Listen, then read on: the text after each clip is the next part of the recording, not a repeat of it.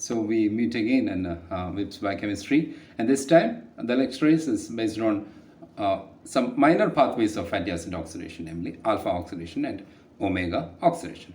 Now, before we actually go to see alpha and omega oxidations, let us have a quick recap of the numbering of carbon atoms in a typical fatty acid. So, a fatty acid having even numbered saturated chain shown here. And the numbering starts from here, obviously, from carboxylic acid group. This is the first carbon, second carbon, third carbon, and like that it goes. At the same time, from the second carbon onwards, we give alpha, beta, gamma, and so on numbering also. Whereas the other terminal, this terminal methyl group, from there onwards, it is termed from omega as omega. So from here onwards, it is omega 1, omega 2, omega 3, omega 4, and omega 5, and so on. So that is the basic numbering of carbon atoms in fatty acids.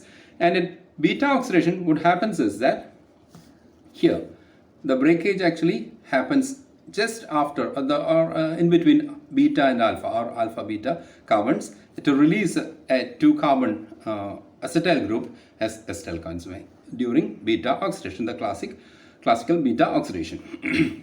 Now, what happens in alpha and omega oxidations are a bit different. In alpha oxidation, what happens is that oxidation occurs at carbon number 2 and not at carbon number 3. So it is not between alpha and beta, it is between alpha and the first carbon where carboxylic acid group is present. So that is alpha oxidation. Whereas omega oxidation occurs at the methyl end. So that is from the omega 1 end. Omega oxidation occurs at the methyl end of the fatty acid, which is actually the omega carbon, as we can see. So it is different from the both of them are different from the beta oxidation, the classical type of oxidation of fatty acids, namely beta oxidation. So let us see alpha oxidation first. Now, alpha oxidation was first observed in some seed and leaf tissues in plants. Later, it was observed in brain and liver of human beings also, in endoplasmic reticulum and microsomes of brain and liver. And the process basically involves the removal of the terminal carbon atom. The terminal carbon atom which is removed as carbon dioxide.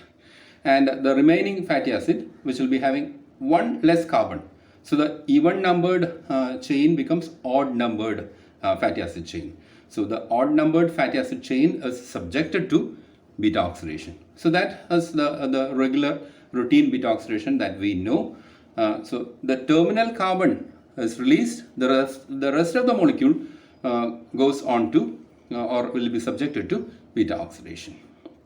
And a 20 carbon phytanic acid, as shown, is taken as a typical example to illustrate alpha oxidation. This is the phytanic acid, and phytanic acid is present in chlorophyll, the phytol chain of chlorophyll, as well as in vitamin K2, as well as in milk. Also, this phytanic acid is present, and on consumption of these molecules or these food materials, they enter into our digestive system, and the phytanic acid is absorbed as such. It enters into our system. So that's how alpha oxidation takes place in phytanic acid. Now, in phytanic acid, or in molecules or fatty acids which undergo alpha oxidation, what happens is that phytanic acid is a branched chain, as you can see. It's a branched chain, long branched chain fatty acid. What happens here is that the beta position is actually blocked with the methyl group there. So this is why the phytanic acid or fatty acids like phytanic acid cannot undergo direct beta oxidation. So it has to go through alpha oxidation prior to beta oxidation. This is because this beta position is blocked by a methyl group. So let us see alpha oxidation in detail. So this is the beta position which is blocked by methyl group, which makes it difficult or impossible for beta oxidation start in such branched chain molecules. Now, we have to note that there is no prior activation using coenzyme A involved during alpha oxidation. This is unlike beta oxidation, which requires a prior activation using this coenzyme A. And as also, alpha oxidation as such do not lead to production of ATP or energy. And primarily, the process of alpha oxidation involves hydroxylation at the original alpha position, hydroxylation here, which is followed by decarboxylation of this carbon. Now, the terminal carbon is released as carbon dioxide after decarboxylation. So, this is the whole process of alpha oxidation. We will see step by step here. Yes, this is the hydroxylation step, which is actually an oxidation, alpha oxidation, which is catalyzed by phytanate alpha hydroxylase. And at this position, it gets hydroxylated like this. So this is hydroxylation. And the product formed is alpha hydroxy phytanic acid. Alpha hydroxy phytanic acid. So this is the position. You have to note here, alpha position. Now this is followed by the second alpha oxidation, which is catalyzed by another enzyme, phytanate alpha oxidase, to give phytanic acid. And here, what happens is that the terminal carbon, this carbon, is released as carbon dioxide. It is released as carbon dioxide. So this actually involves dehydrogenation also and decarboxylation to release carbon dioxide here. And one of the things you have to note here is that the phytanate alpha oxidase, phytanate alpha oxidase deficiency can lead to accumulation of phytanic acid in plasma and tissues, which give rise to a condition called Refsum's disease. Refsum's disease. Now, this molecule, phytanic acid, can be considered as the final molecule of alpha oxidation, phytanic acid. Further, but it does not stop there. Further, phytanic acid will undergo beta oxidation step by step. So, phytanic acid obviously requires activation with coenzyme A, but I have not shown coenzyme A linking here so as to make the process easier to understand. And here, beta oxidation. The first beta oxidation for phytanic acid with the release of this portion as propionic acid. So it's actually propionyl coenzyme A which is released, a 3-carbon compound, and you can see here the second, third and fourth carbons here, and this is released as CH3, CH2 and COH. This is propionyl. This is actually propionic acid, but it is actually released as propionyl coenzyme A, and the chain is shortened by another 3 carbons. Now, this molecule, this is called 4,8,12 trimethyl decanoic acid. 4,8,12. So here we have given that we have given the number 4 here. So that is the original number. But actually, in this molecule, this is the first carbon. So first carbon means 1, 2, 3, 4. So that's why 4, then 8, and then here 12 trimethyl decanoic acid. And this molecule will be subjected to further beta oxidation, like here.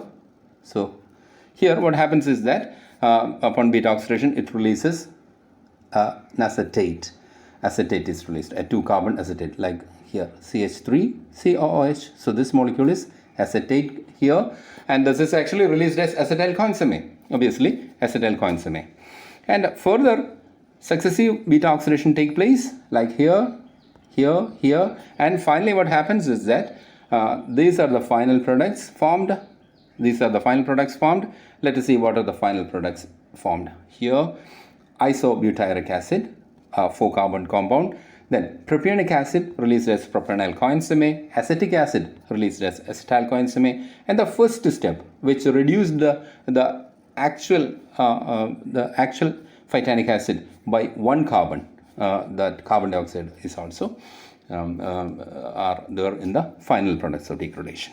Now here, propionic acid is released as propionyl coenzyme A. We should remember this or thioester linkage here, through which propionic acid or propionate is linked to coenzyme A, to coenzyme A.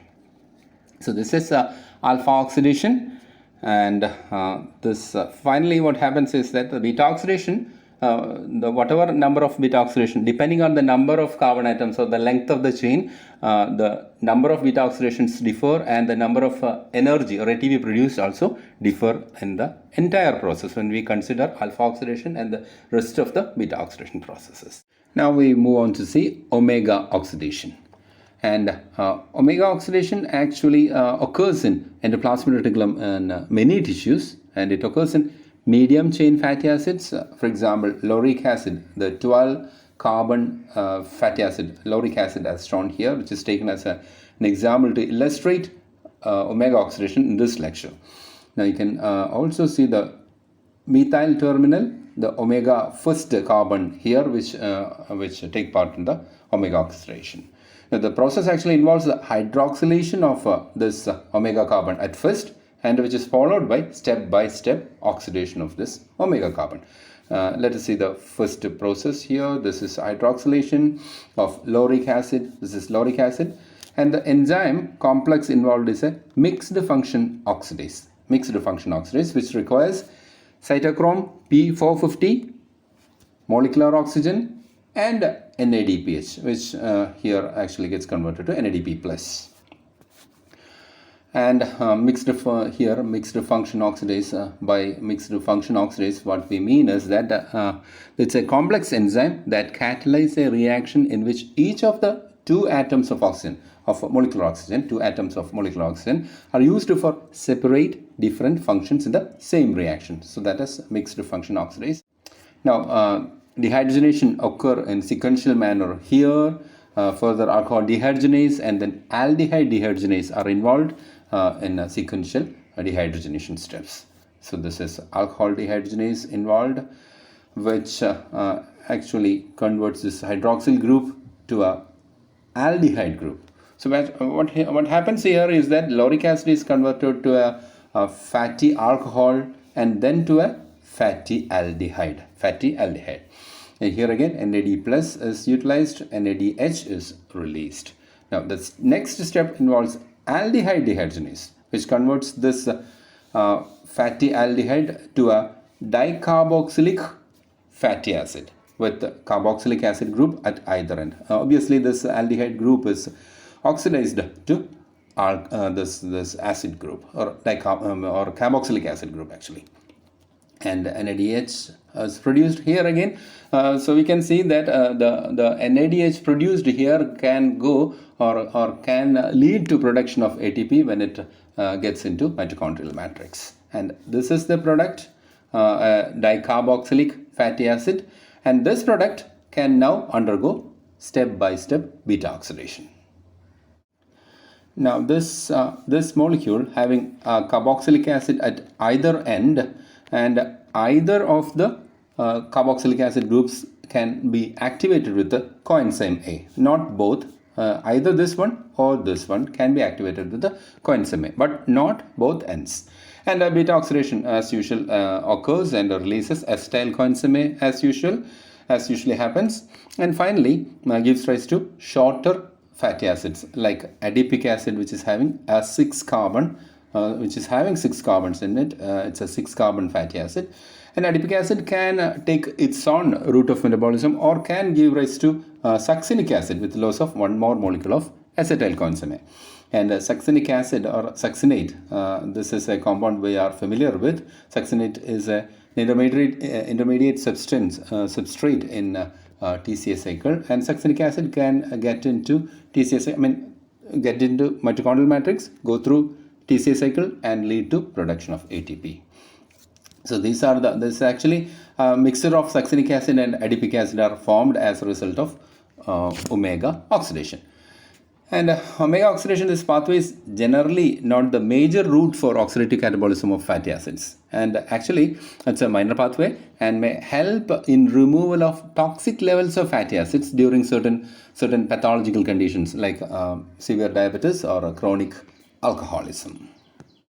And finally, this is a summary of omega oxidation of lauric acid. Lauric acid is shown here, and the mixed function oxidase converts it to fatty alcohol alcohol dehydrogenase is involved, which converts it to a fatty aldehyde, and aldehyde dehydrogenase converts it to a dicarboxylic fatty acid. So this is the product of omega oxidation, and finally omega oxidation, after that beta oxidation takes control, and this by several steps of beta oxidation gives rise to mixture of adipic acid and succinic acid. Adipic acid can take its own metabolic route, or adipic acid can undergo one more step of beta oxidation to release one more molecule of acetyl coenzyme and get converted to succinic acid or succinate. Now, succinate is a familiar molecule. It can go to TCA cycle and be part of formation of ATP.